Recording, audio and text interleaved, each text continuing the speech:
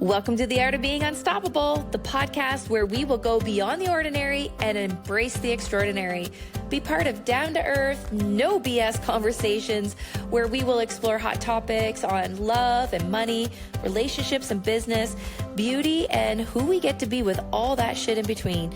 With our insights and your actions, let's be unstoppable together. Let's go. Hey everyone, welcome back to another episode of The Art of Being Unstoppable. And today we're feeling a little giddy and a little inspired to share some really deep personal things about ourselves in a fun way. So we're going to play the 20 questions game where I'm going to ask a question to Vicki. She's going to answer it. She's going to ask me a question. I'm going to answer it. And the thing is, she doesn't know what I'm going to ask her, and I don't know what she's going to ask me. So we're talking red flags, childhood, dating, relationship, like anything goes. And we don't know what is going to happen in this conversation, but we got feedback that we're serious all the time and we're never joking. So we're going to joke around a bit. So please watch to the end because my last question for Vicki is going to be a doozy, and it will be worth staying and listening.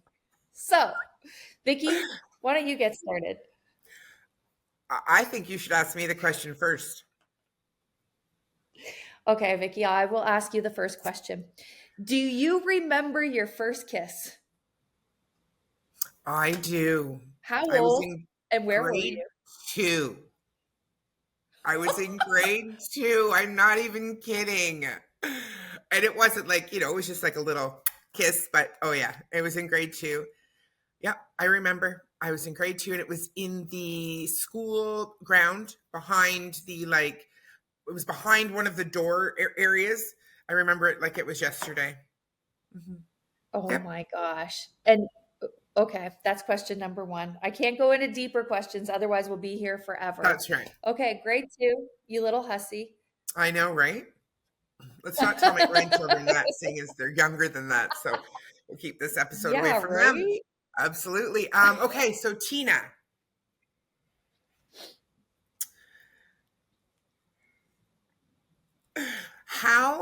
When you first decided to become a coach, how did you tell because you were a teacher, how did you tell them?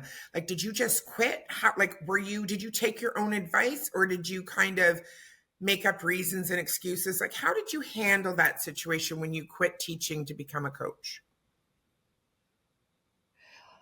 So the first thing, I remember standing in my living room and I was like talking to God. I'm not even joking. Like, if I had a camera in my living room, people would like be glued to the TV. I remember saying, "Dear God, if I'm supposed to quit teaching, give me a sign. Let me know I'm on the right path." And then I had a library book on the table. I'm like, oh, back in like 9 years ago, right? Like, I don't even think Audible was around. But I remember seeing an overdue library book and I thought, shit, I need to return that library book. But I had my own bookmark in there. So I opened up the book and I pulled out the bookmark. And you ever like notice when words just jump out at you? And then there was like this, I don't know exactly what the words were, but it was something like, trust yourself and you can't go wrong. It was like an inspirational message that I said, okay, maybe that was a sign. So then I get in my car to go to the library, and then the song, Rachel Pattinson, I think it is, or not Peterson, Pattinson, fight song. This is my fight song. Take back my life song. That song came on. I was like, oh, maybe that's another sign. Then I went to the library to return my book. And the lady there, I said, oh my gosh, I think I'm about to quit teaching. And I remember because I overshare, obviously. And she's like, well, what are you doing now? And I said, well, I'm a coach and I'm doing talks and helping people. And she's like, oh, really? What kind of talks? We would love for you to come and do a talk here. I can get you set up. We can do like a library tour. We can da-da-da-da. I was like, okay, that's it. That's the sign. So then the next day I went into my principal and I said, I need to talk to you. And she said, okay. And I said, I'm going to quit teaching. She said, what? I'm like, yeah, I'm going to ask for a leave of absence, but I'm going to quit teaching. She said, but the transfer papers are already in, like the retirement papers are already in. Like you can't, it's not enough time. Like are you sure? She said, you just got a divorce. Are you okay? Is everything okay? I'm like, yeah, I'm fine. I said, but I'm about to course correct my life. She's like, you don't feel certain about that. I'm like, nothing about this is certain. And so she said, okay, if that's what you want, I'll put in the papers. Yeah, Good for that was you.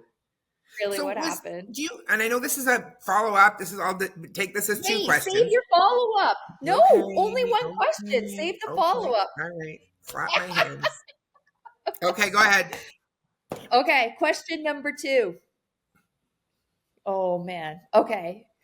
When you were a kid and you had to like share, in school, they're like, what do you want to be when you grow up? What did you want to be when you grow up?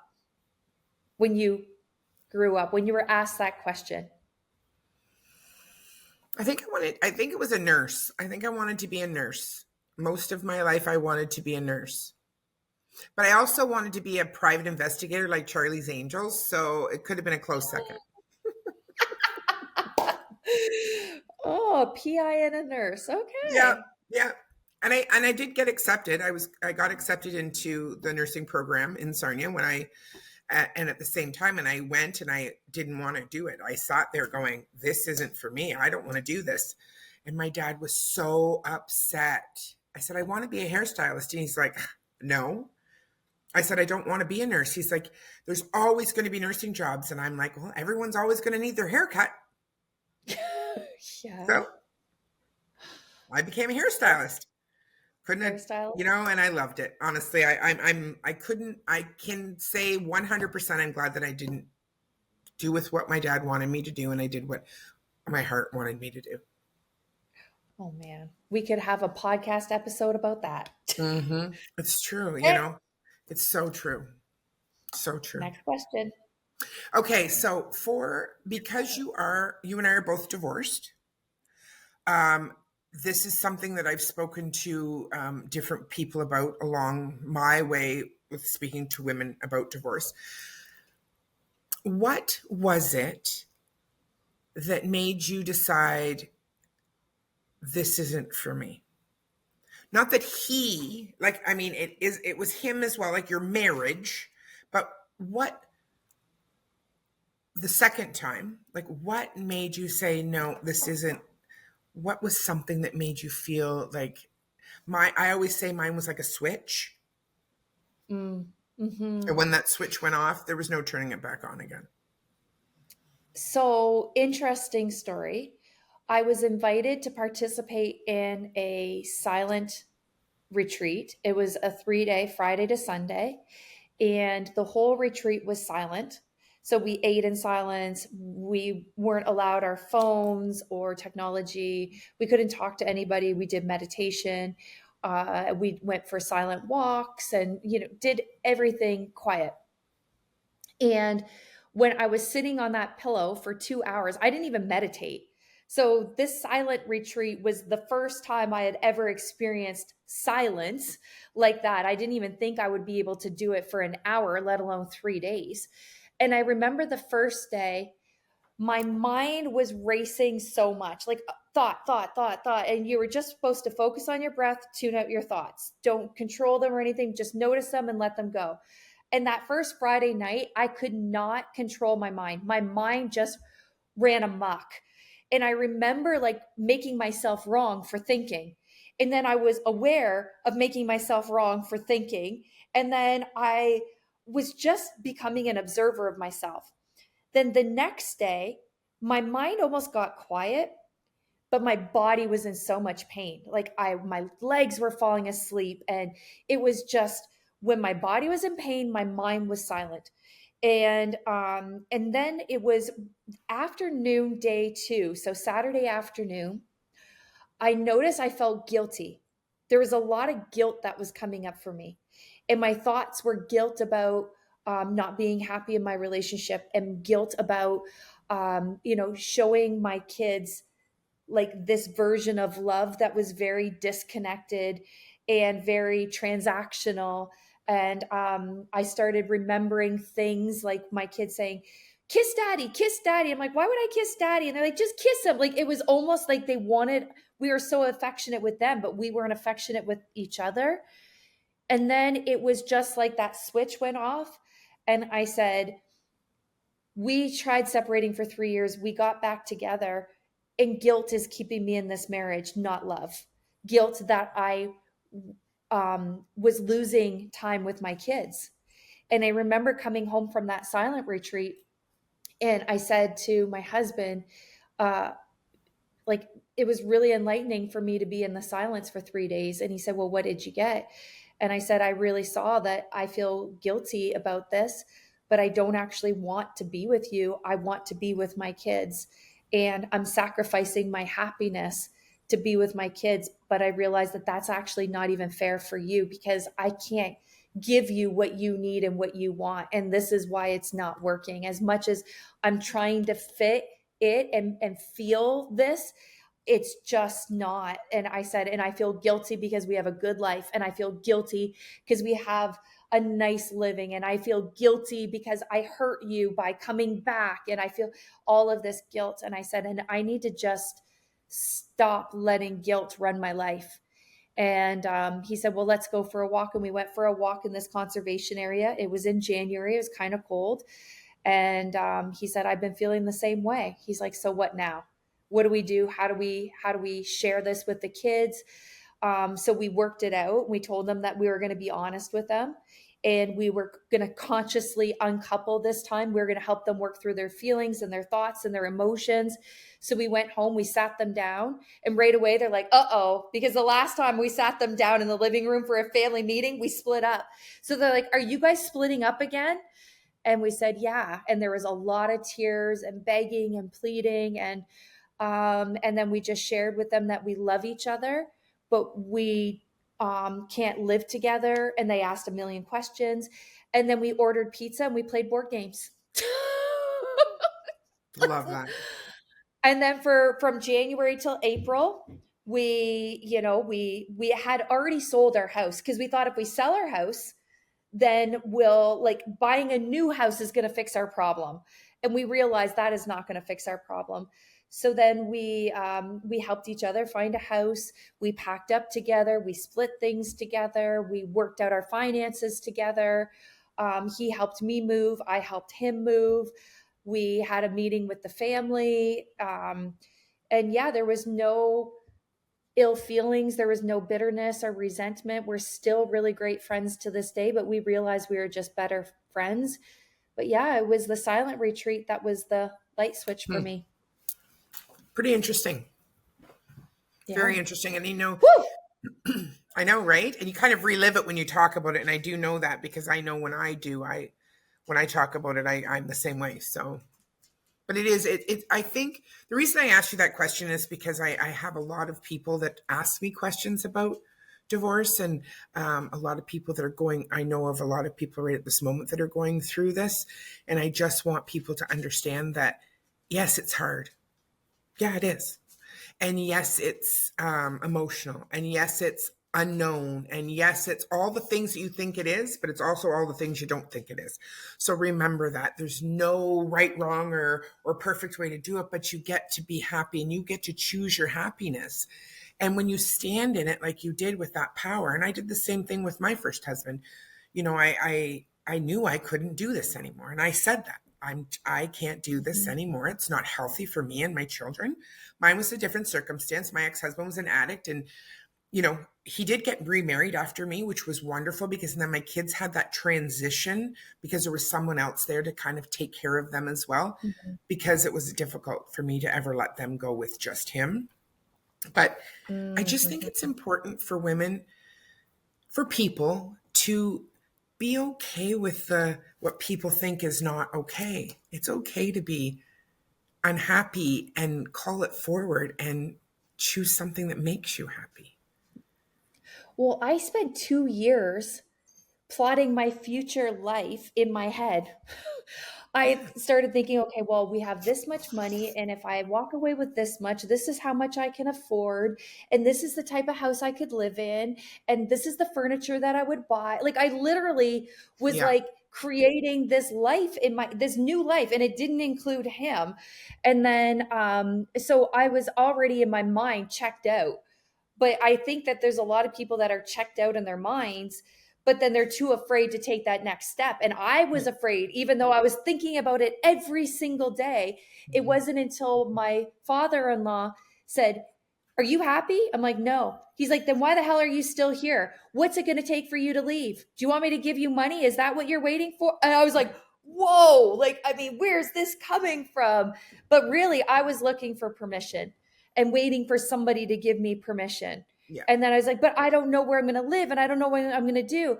And I just like, I don't want to leave my kids. And I just went to my mom's house and said, I, lived in her basement for a while. And I said, okay, well, I'll just create the space to really think about, is this really what I want? Or am I just believing the grass is greener on the other side? You know, that was the first time. The second time it wasn't like that. The second No. time it was very clear. There was no planning out my life. It was more of like, how do we do this? Yeah. So question for you, Vicki. I'm gonna do a light one, a fun one, because that was a little bit like heavy. Heavy. um, uh, when you were in high school, did you like have any extracurricular activities that you did, or were you involved in anything, or was there like what did you do for fun as a teenager? Mm. Okay, so in public school, I was a straight A student. I mean, very, very good student. I was in every after school, everything. I played basketball, I played soccer, I played everything. I did everything. I played tennis, I did swimming, I did it all. I hit high school, and I'm telling you, my social life was way more important than any of that. And I can honestly say that's probably one of the things I regret most about my high school, 4 years of high school.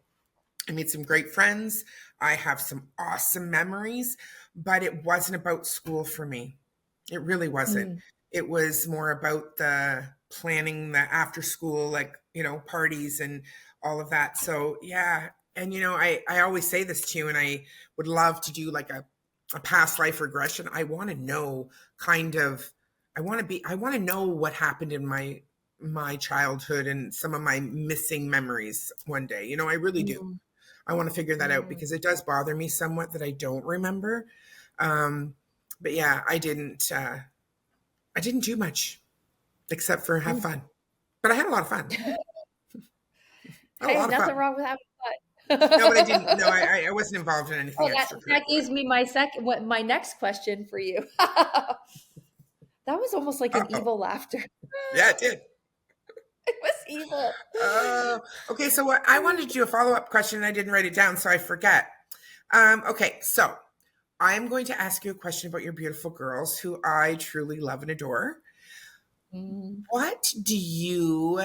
I mean, they are opposites, like holy, but they're so much alike. It's crazy because my kids are the same, and I get that.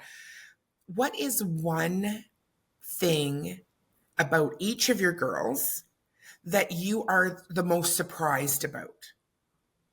Like of who they are, like what is something that really surprises you about your children? Well, we'll start off with Mackie. She's the oldest. Her and I had a very special bond because when she was born, she had an abdominal wall defect. And they told me when I was, 4 months pregnant that she had this defect. And with it comes a lot of possible other like learning disabilities, like other physical disabilities. And they said in the ultrasound it looks like she has, that elephant, Mhm. I forget what they call it, but they said it looks like she has facial abnormalities as well. So basically they were saying these are the worst case scenarios, and it looks like she's defective, like deformed, Yeah, physically deformed. yeah, And because it's early enough in your pregnancy, you can terminate.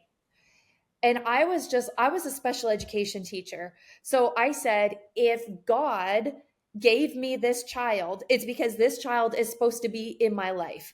Like, there is nothing, she is not deformed. She does not have problems. Like, there is no part of my body or my mind that ever thought that there was anything wrong with her. Like, yes, I knew that she had physical disabilities, not disabilities, but like gastroschisis is basically where your insides are born outside of your body. So I knew that she would have a hole in her stomach, but I didn't know she was breech. So we didn't even know how much would be out. It could be like a little bowel loop. They couldn't see. But then also I had oligohydramniosis or something like that. Like, I had no amniotic fluid. So they thought I Okay. had ruptured membranes. So I was in the hospital on bed rest for 3 months before she was delivered. And when she was born, she everything was on the outside.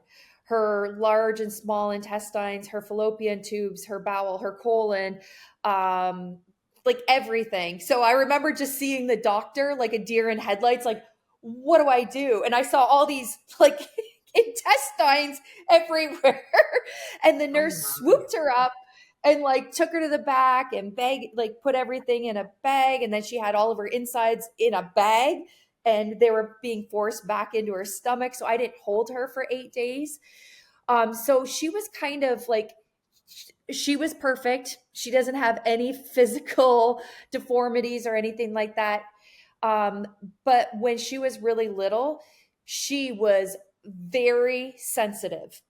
I mean, you if I took her to the mall and she would get overstimulated. She would just cry and cry and cry because she needed that like quiet space. Or if there was a lot of people in the house and she didn't know where I was, like, she would just start crying. If people looked at her, she'd start crying. She absorbed a lot of people's energy, and I didn't know a lot about this at the time, but just very, she was born an empath.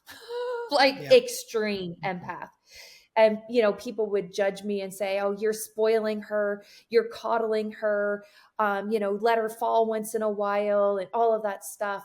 But I just knew, like, 8 days after she was born is when she had her surgery, and the nurse took pictures. She was swollen like a balloon, and she had all these tubes. They had to put like an A line in because she didn't have any veins left to put needles in, because she had been like, she had Ugh. so much stuff. And so they had to give her a surgery for that so that they didn't have to keep poking her. And like, not even an hour after the surgery, major surgery, her face is all blown up, her body's blown up with fluids and stuff like that. And she just pulled out all of her needles, the needle out of her arm, her oxygen, everything. She was just like, I'm good. The nurse, we have Wow. pictures of it. And she was supposed to be in the hospital. They said anywhere from 3 to 6 months. It was 28 days, and she was home feeding. They're like, we've never seen anything like this.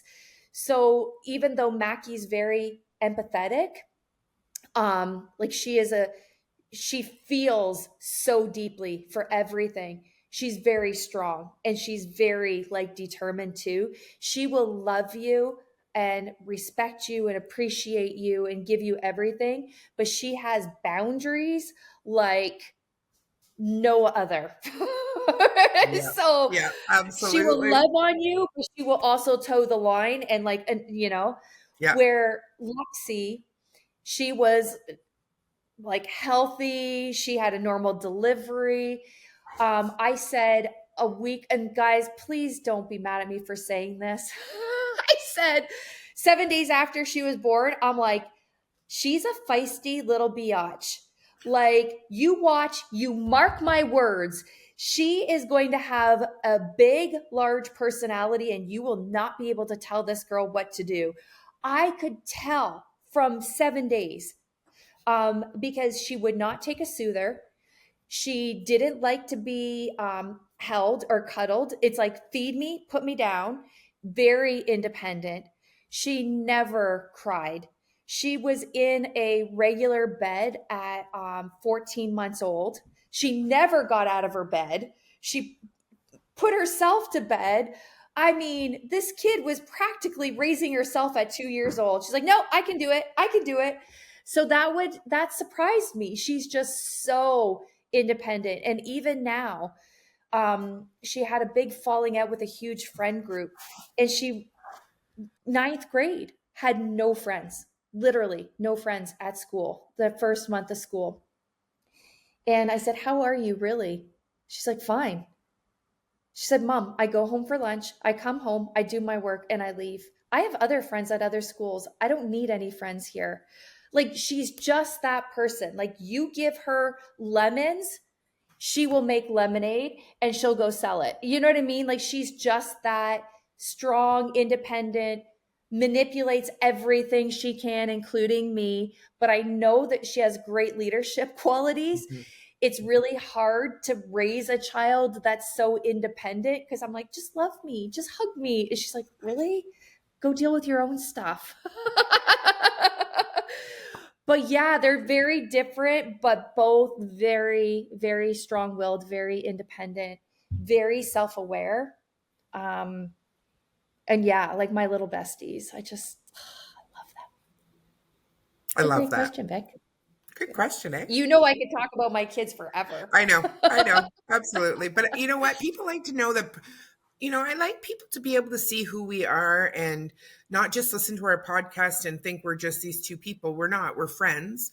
We are in the same community. We met through a horrible circumstance of my own, but yet we've come close and we've become family. And I think that it's important for people to realize that through everything that anybody goes through, once you get through it, there's always something to be grateful for.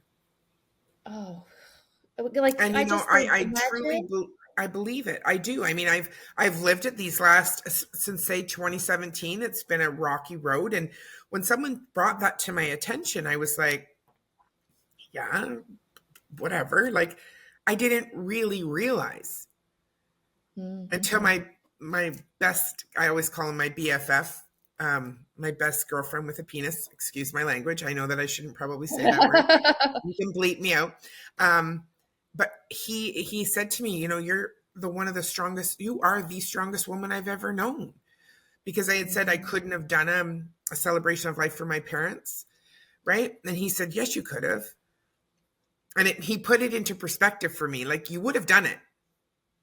You would mhm, have, but at what cost, right? And I was self-aware enough by that time that I knew that no, I couldn't have, because mm, we were going to wait about a year, and I even knew after that year I wasn't able to, which is fine. yeah, They didn't want anything, yeah. and I did, respect their wishes, but yeah, it was just it put it into a perspective for me that you know what I am, and I looked back at these last, you know, 8 years of going, oh well, yeah, I got through it. Yeah. Speaking of getting through it, my question to you is, most of our listeners know that you are a cancer survivor. And I want to know, what do you remember the moment when you were told that you had cancer and what that was like for you? Like, did you have warning signs when you went to the doctor? Did you think, "Oh yeah, I have cancer," or was it like a complete blind side? Like, what was that moment like for you? I would say it was a complete blindside. I had some issues, really, and we had gone through like some tests or whatever. Nothing showed. Like, I would just. So finally, I said to my doctor, "Let's do a colonoscopy because something's not right." But I was a hairstylist too. Like, and let's remember that as a hairstylist, we don't we don't go to the bathroom regularly. We hold it. We don't eat regularly. We don't do anything. It's always about the clients first. So if I can give anything out there, don't do that. That's the one thing I'm going Mm, to tell women and anybody that's a hairstylist, that take that time for you. It's very, very important, because I didn't know how to listen to my body. mm, So that being said, I had a colonoscopy, and I woke up, and I was already out of the recovery room. I was already back where I had started, in this like little cubicle. All like everything was closed. I was by myself. And when I woke up, the doctor who had done the colonoscopy was standing there, and I was like, you're just waking up, and he said, I couldn't finish the colonoscopy. You have a mass. He said, you have cancer. You have, and he was like, and I'm like, where's my husband? Because I was by myself. And all I kept saying was, Mm. where's my husband? Where's my husband? Where's my husband? Well, the nurses heard me and they ended up going to get my husband and bringing him in. And he said, yes, like, this isn't good. This was a Friday. This isn't good. You know, it looks like it's stage 4 at best. It's a mess. And he was just, and I didn't even know. I was numb. I was completely numb. My husband was standing there. We were both crying. I'm going to cry. It's getting emotional, but that happened Friday. By Saturday morning, my family doctor had already called me at home and said, there's nothing we can't get through. See me Monday. So I went to see her on Monday, and we decided that I wasn't going to go with him as my doctor because of everything. And she called another doctor, another surgeon right away with me sitting right there, and asked her if she would Wow. see me. And she said, absolutely, have her come in. We'll get it done right away, because he wasn't even going to do my surgery for another 3 or 4 weeks. So Wow. being that far gone and not being able to, right, to do it, he was still going to wait. And my doctor was like, there's absolutely no way we're waiting. So, Mm. and this is all in a small town hospital. So, and I have to give kudos to this hospital, because let me say, when I had to have the surgery, this was now November of 2016, and close to Christmas. I'm a big Christmas fan. My house is always decorated, the whole bit, right? So I go to the hospital, and the nurses come in, and she comes over to me and she says, there's a private room available, and you're going to have it because you have a lot of people, and we need you to be able to have those people around you, right? Because at this point, they didn't know how far along I was either.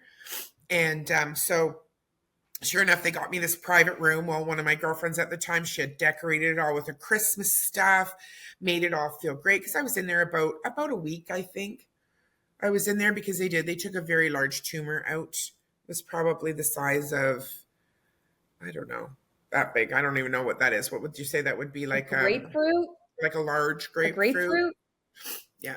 Whoa. It was very large. Yeah. Yeah. So Wow. that was what I was told, and I did chemo. I did vitamin C treatments. I did everything that I could. And if I can give anybody a piece of advice once again is, everybody tells you what you should do, what you need to do, and I understand that, and everybody wants what's best for you. But you also have to ask yourself, what can you handle? What can you do? Because there's a lot of Mm-hmm. different things out there, and there's a lot of controversy around each and every one of them. But you have to come to terms with what you get to do for your body yourself as well. Mm. Do your research, ask questions. Make sure you ask questions. There's a lot of people out there that are willing to help. Like, and don't think you're going through this alone, because I was terrified, right? And I had Mm-hmm. kids. My one daughter was in college. I didn't want her grades to be affected. Do you know what I mean? There was all kinds of things happening, and I so wanted to protect my children at the same time, you know. Mm. But I do believe that it should never have had to go that far, and it is a genetic condition for me. So it is, I don't look at it, and I am a cancer survivor. I was never told I was cancer free, which is bizarre, but I've never been told that. But I also know that with what I have, I have a higher risk of having cancer again. But I don't live my life like that. I truly want to live my life in the most positive way and think Mm. that that isn't possible. And if it is, if that's something that does happen, we'll deal with it when it happens. Yeah. Wow. That's pretty inspiring, because I know so many people that that could have been in the same situation and totally like handled it a lot differently than you. And I've seen that before. Um, I had two clients relatively around the same time, both diagnosed with cancer.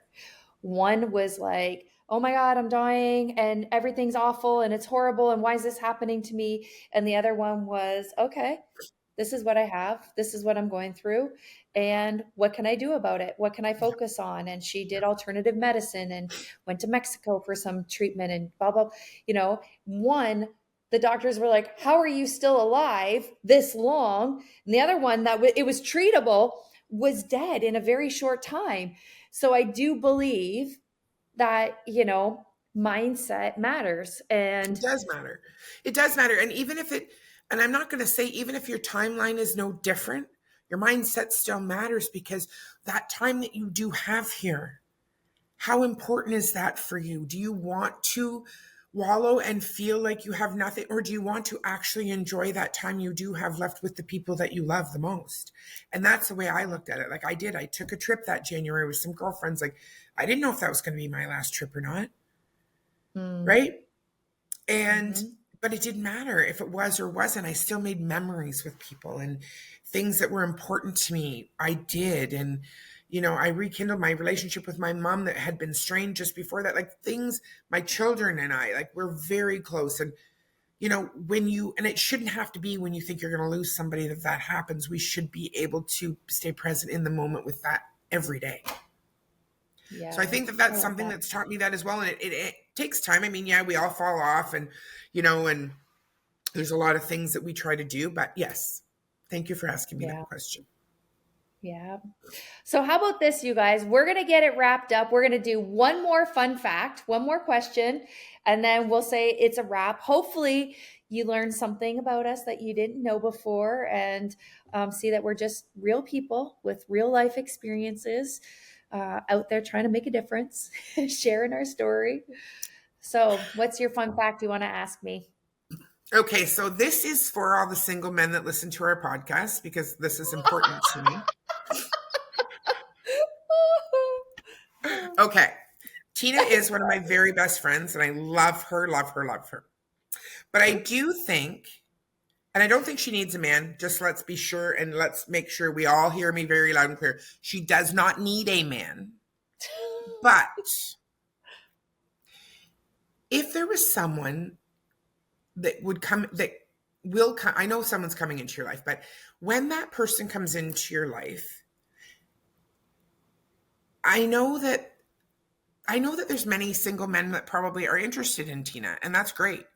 You can always send me an email, message me, whatever. I can pre-qualify you if you want. But what Okay, do this you? is not scripted, by the way, you I'm guys. just I kidding. am totally blindsided. I'm like, look it, I'm like three shades of red. That's funny. Okay. Okay, I'm so yes, okay. and it isn't This is scripted. the But what I first am time going to I've ever say been is, uncomfortable. right? I love it, because you never do. I love this. But anyway, my point is that what are you looking for in a partner? Like, what is? And I know I don't mean just the core values. I mean, what lights you up? I know it doesn't. Let's just be sure there. This is what I believe. And people like think this is like crazy talk, but I believe that when I meet my person, I'm going to feel it. Like there's going to be this energetic exchange where I'm going to feel like I'm home. Like it's just going to be easy. The conversation's going to be easy. And this person is going to see me not as like Coach Tina or Mom Tina, or they're just going to be like, they're going to love everything about me. And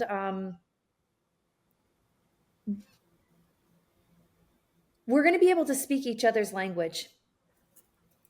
Yep. Like we're going to talk about life, and we're going to talk about core values, and they're not going to run away, and entrepreneurship, and they're going to see the gift that I am, the gift that I see myself to be, and they're going to appreciate that, and they're not going to feel intimidated by that. They're going to be like, "Girl, who do you need me to be so that you can shine even brighter?" And that's something I've never had my whole life, and I do believe that he is out there, and I'm not settling for anything less. Like I don't care how much money people have, or it's just for me it's going to be a feeling, and I'll know it when I feel it. And I'm not at the place, like I know everybody says, "Oh, well there's this like you know, puppy dog love," and you feel, no, no, no. I've done enough work to know the difference between like really connecting with somebody at like a heart, a soul level. Like our souls will be connected. So if I you're love out that. there, Oh yeah. If you're out there, I do need to pre-qualify though. That is one of the stipulations. I'm just going to put that out there. I need to pre-qualify. I'm just kidding. All right, oh perfect. yeah. Thank you for that. Being honest and vulnerable, and it's important. Thank you. Yeah. And you know, I say sometimes like I'm like you said it best, you know, Tina doesn't need a person, but I feel like love I okay, this is something about me that is kind of funny, but like I binge watch Love is Blind. Maybe I said this in another episode, but I mean, in every like Love is Blind Brazil, Love is Blind Mexico, Love is Blind Sweden, Love is Blind UK, Love is Blind America. We're I gonna have love love. we're gonna have one of those. We're gonna have our friend Angela come on, and we're gonna have her come on to do a podcast episode. Angela, I'm calling you out.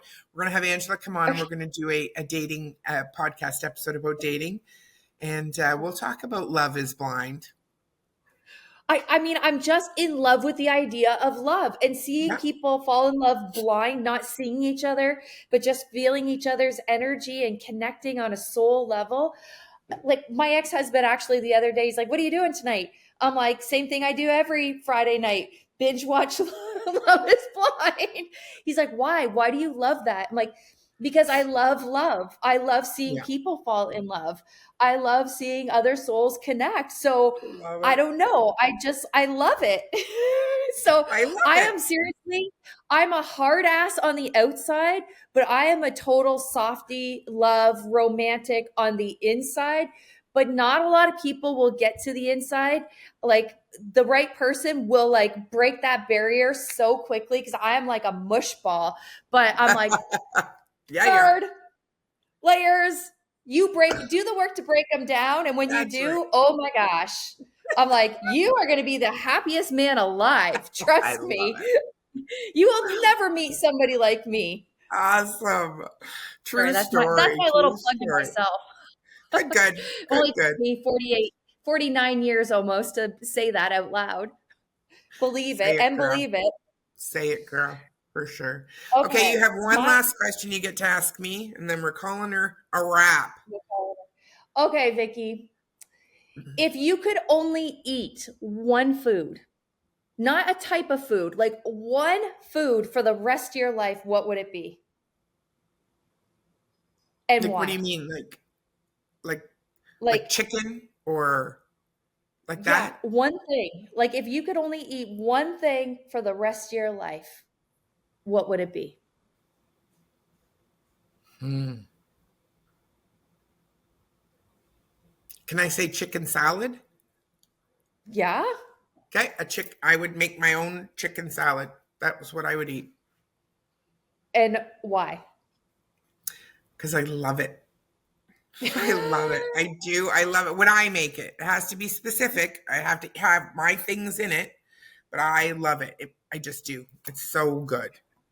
So now when you say chicken salad, because my vision of chicken salad is like the chicken chunks with the mayonnaise and No, the onions and the celery. No, you're no, I'm talking talking about like like, spinach and mixed greens and chicken, grilled chicken and spices and a little bit of cottage cheese and that's what I like. okay. And I could Okay. eat that.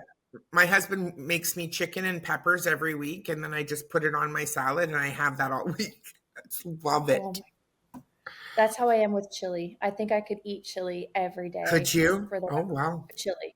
Spicy Awesome. chili. I love chili. Chili's That's my awesome. absolute yeah, I could like eat a pot, never go sick of it, freeze it, eat it on nachos, eat it Yeah. alone, eat it with sour cream and cheese, eat it with jalapenos. I Well, mean, I guess, give me the when you're chili. saying it that way too, my husband makes this stuff and we call it chicken shit.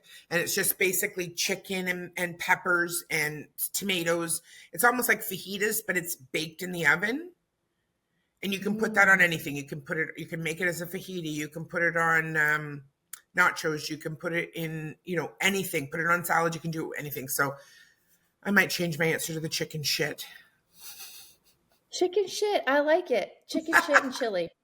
Right? So if there was to be a zombie apocalypse Yep. and we could only eat one food, let's just like make a great big industrial size of chili and chicken shit and we'll be happier than We'll be pigs and happy. shit. I love it.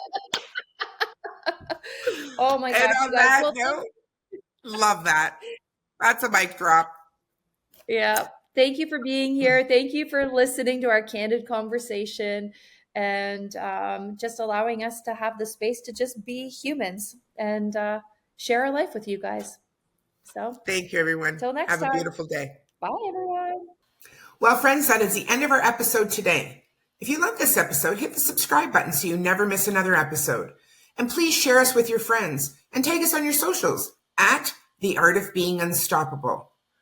So for today, have yourself a beautiful day and let's be unstoppable together. See you next time.